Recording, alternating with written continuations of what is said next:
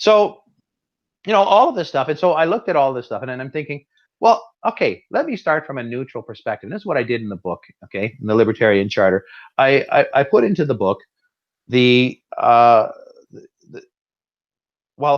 what my thoughts were. I thought, okay, let me start clean with a fresh slate. Okay, forget about all of this organization that we have right now, and how can we do this and have an honest system? Well, one of the first things that I thought about is, if you don't have an honest legal system that honestly enforces the law, much like the Magna Carta started off with the premise that the king is as subject to the law as every private individual in society. In other words, all of the politicians, all of the government become subject to law. The problem is there's a conflict of interest. Law is enforced by legislators. So my premise of this was separate the legislation from the law enforcement, create a separate Senate. We could call it a Senate, or we could call it whatever the heck you want. I mean, I'm a project manager, so I try to keep it kind of broad, I see. right? So that any country could adopt this kind of thing. So you have this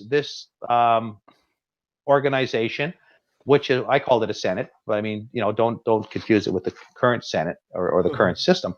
But what they would be is totally independent, and they would have to be in another city, hopefully on the other side of the country, and they're not allowed to be in touch with each other.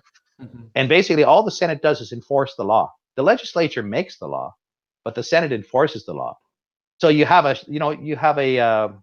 what they call a Mexican standoff, right? You're both holding a loaded gun at each other, but you have the legislature and the judiciary on opposite sides of the fence, right? So you can make laws, but when you make a law, it's going to apply on you as well. Okay? So you're not going to be able to do any more fancy business. You're not going to be able to do executive launched wars. You're going to have to go through the constitutional process and go through the legislature in order to enact any act of war, right? Other than wherever there are constitutional changes. So it's constitutionalism. This is libertarianism that is constitutionally based. Because if we don't get the law out of the hands of the legislators, we're not going to ever have this system straightened out. Because to get the legislators, you have a political side of it that is catering to people. And then you have laws, which the biggest deficiency I found with laws, even in my personal issues over the years in business, is that nobody's enforcing them. Yeah. Nobody's enforcing the law. The legislature, I mean, the politicians just basically, walk away from it. I mean, look at this whole thing with Comey and the U.S. election and so forth. Here's this head guy with the FBI reporting all of these things, but nothing's being done. But the problem is, then those same politicians are paying his salary. So if he doesn't toe the line, he knows he's going to be out of a job. Yep. So you have a complete conflict of interest between judges, lawyers, the whole legal system. It's completely conflicted because it's connected to the political side of things. You have to separate, separation of church and state. I'd rather have separation of politics, of the political side, and the judicial side. Complete separation of judiciary and legislature. You guys make the laws, but whatever law you make, it's going to apply on you as well and everybody else in society. So you know what? Any politician making a law is going to really think twice. They're going to think, holy shit, they're going to apply on me too. That Senate, they're completely independent, and they're going to prosecute me. And you give the Senate the power to do investigations, and you give them the power to pursue things, to prosecute offenders. So now there's no connection between the two. Once you sever that relationship, now you're going to have a society that's going to have to be pretty straight. That's interesting. So how do you find the people for the independent kind of branch that execute all the things? Where do you find them? Are they like working professionals? They could be any citizen, but we set up a rule. Okay, they have to be 65 years of age or older. Ooh. And they only serve for 5 years in one term. That's it. The reason being, if you're young and hungry and you have children and a family to feed, of course you're corruptible. The most corruptible people are the youngest people because they're the most ambitious, and they're willing to, a lot of times, they haven't even given thought to what they're doing. I mean, look at all these poor kids that get involved in wars. I mean, why do you think governments could, what do you call it? They recruit young people. I mean, at my age, if I go to the military, they're going to tell me, get lost, you're too old. Probably at your age too, right? I mean, you got to be like, they want to have ideally someone in their early, late teens, early 20s, okay, whose prefrontal lobe in their brain is not fully developed. Okay, and the prefrontal lobe is the one that gives you, and they've discovered this. Scientists have discovered this. Up until the age of 25, your brain is not fully developed. Your brain is still developing. You're still growing. I mean, you're physically, your body is growing, but your brain is not. So, I mean, that's why the best athletes are the youngest ones. I mean, they do the most daring feats, right? I mean, you could do mountain bike, you could do karate, you could do whatever. And I'm sure you may even find the same with yourself. When you're younger, you were more daring. Now, as you're getting older, you start to think, whoa, man, I could break a leg. Oh, I could do this. Oh, that could happen. Yeah, and normally you've probably hurt yourself a few times, so you remember the pain. So you learn from that experience too.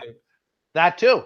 It's the pain. And so what happens? You start hindering yourself in your performance because you're now afraid because you've had that bad experience, right? And that's part of the learning process. But it's also the prefrontal lobe in the brain. It's the last part of your brain to develop. Yeah. So I mean, that's why they use all the young kids for military purposes. You get this kid whose brain is not fully developed, you send him out to war, and he's not really thinking about it. And then he comes back 5 or 10 years later, and now his prefrontal lobe is developed, and he starts thinking about, oh man, I feel bad about that.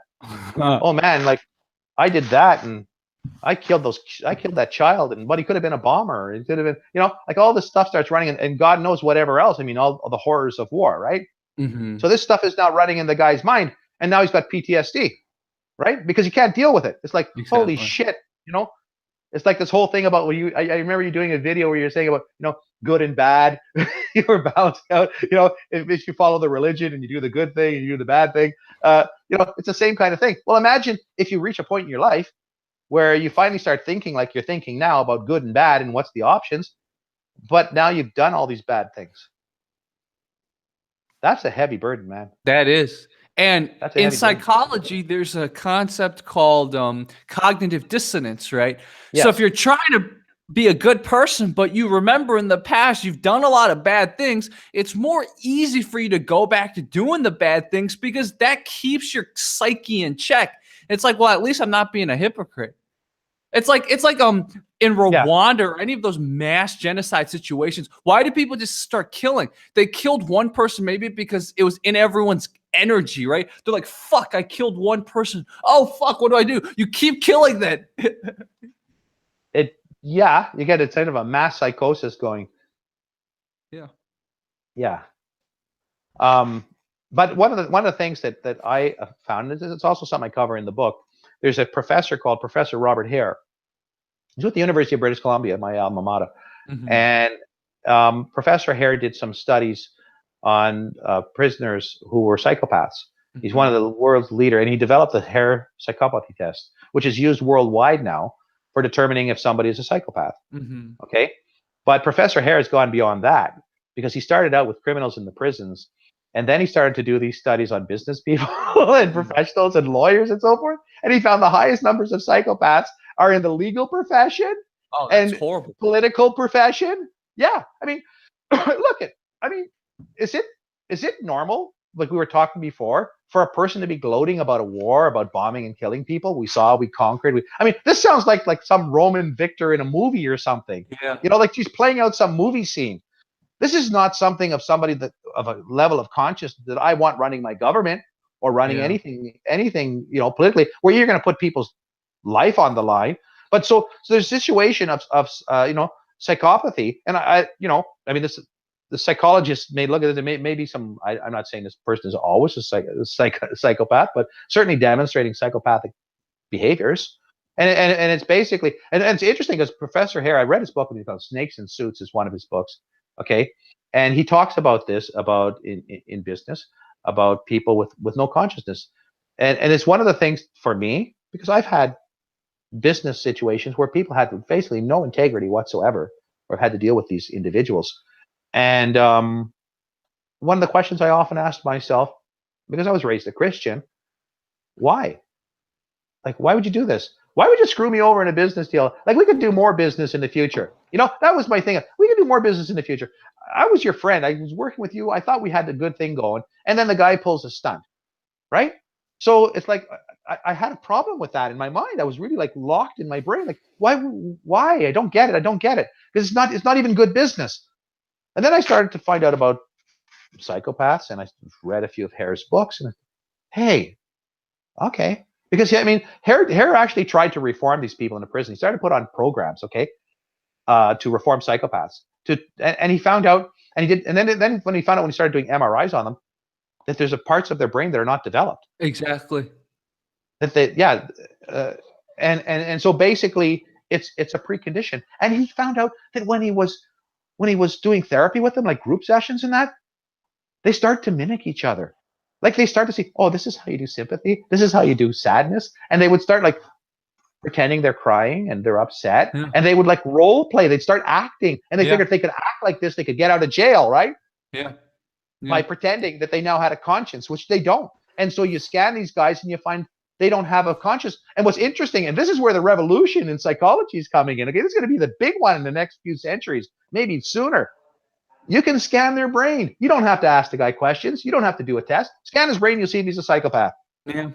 That's and the other thing is, I remember reading this a long time ago, but the way to reform psychopaths, quote unquote, and you know, this still needs a lot of tests, is probably something related to changing the hormones in their brains. Like, I think there was a study, if you spray people with oxytocin, which is like the chemical for like a mother and a baby, or like a really good friendship, or a couple that stay together for the rest of their life, it's like that kind of pair bonding / really deep spiritual love type of hormone. When you spray it into people's noses, so it breaks the blood-brain barrier and it goes into your brain, the dose of oxytocin helps you distinguish faces for people that you normally can't distinguish faces. Like, you know, I can't really distinguish, let's say, Arab faces or African faces as well as I can distinguish white faces or Asian faces, because those are the faces I've been around for my life. You know, so you ask a white guy, he's not going to be able to tell Asian people apart. But if you give them oxytocin sprays in their nose and then have them like be able to tell people apart, apparently they can tell people apart a little better.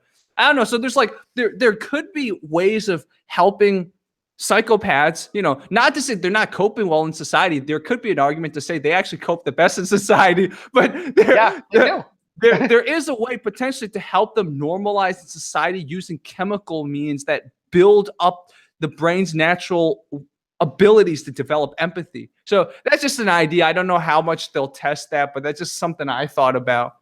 Well, it's not a bad idea, and it would be nice if there was some way that we could resolve this issue. And I'm sure there are clinicians who may at some point in the future work on it, because if you're going to bring in a program like that, it's going to be quite discriminatory, where you're going to have to, you know, where you test people, for example, if they're applying for a job as a judge, for example, and now we're going to say, well, you know what, we're going to MRI you. And the guy knows. Yeah, that's Gattaca, the movie Gattaca all over again. Well, it is, but it isn't, because look at the condition of the world we're in today. Yeah. I mean, I see people with a big heart, and some people with too much heart that they carry it on their sleeve.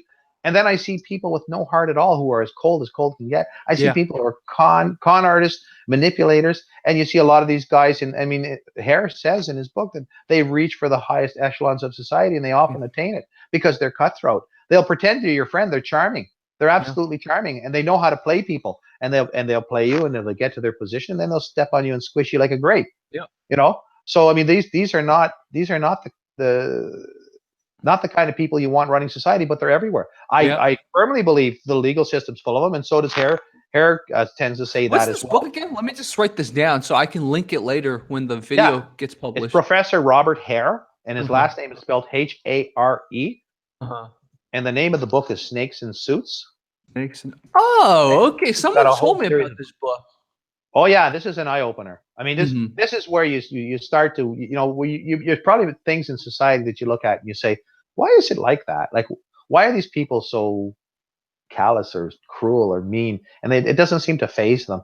And it really opens your eyes that, you know what? It's one of the things I talk about in my book in terms of like races and cultures and multiculturalism and all this, because I get into that stuff as well, is that we have to start looking at people as individuals. We have to get realistic. You know, China may constitute half of the world's population, but I'm sure you're the only guy, you know, Jerry, like yourself. You know what I mean? Yeah. You have your perspective, and you're unique as a person. And the same with me, and the same with every one of your listeners and viewers, right? Yeah. We're all unique as individuals, and no two women are the same, and no two men. That's why I wonder about some of these things like this MGTOW and such of this. I know that you're quite interested in this, and it's like, okay, well, you're stigmatizing women the same as the feminists are stigmatizing men, and I can understand a lot of these men have been burnt and they're upset, and they have legitimate concerns, and they have legitimate concerns regarding the legal system, concerning how men are treated, which is horrendous. It's actually it's a full human rights violation. I mean, it's complete discrimination. And we could talk about women's rights and how women have moved, but in my life, I've never, and I'm over a half century old, I've never seen a man actually object to women having equal rights. And I think a lot of things with regards to women's rights was just men, it was acquiescence. Men just basically said, yeah, okay, that sounds reasonable. Sure, women should be able to work, and yeah, why not? If my wife wants to work, sure. I mean, if it's a normal, decent kind of guy, which most guys are, and I tend to view things on the perspective of trying to be positive about things, and I've never, I mean, if people are doing abusive things in their relationship, it's not something I'm seeing, and it's not something I've seen in my family. And I've seen people get things wrong, and I've seen people have bad tempers and whatever. But it's just like any relationship with people. If you're with them long enough and you have a more intense relationship, sure, you're gonna have disagreements. That's just the ups and downs of life.